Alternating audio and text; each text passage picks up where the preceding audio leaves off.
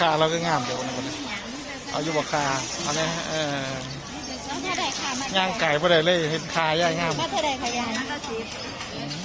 เสียมากเลยส่วนเราจะแก่ได้เด้อ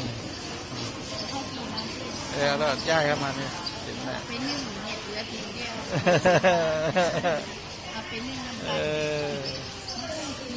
จะเห็ดใหม่ๆเห็ดมันมาดินะเห็ดนางล่มป่ะย่ายเสืออันนี้20 บาทโอ้ย3 ล้านก็ซื้อ3 ล้านตัวนี้แล้วจะเมื่อบ้าน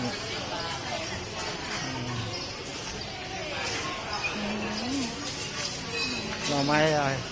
มะนาวกับอะไรนะ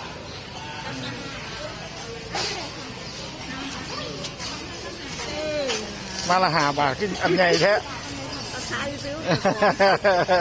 เลขการเลขมึงมาละ5 บาทวะเราสุดยอด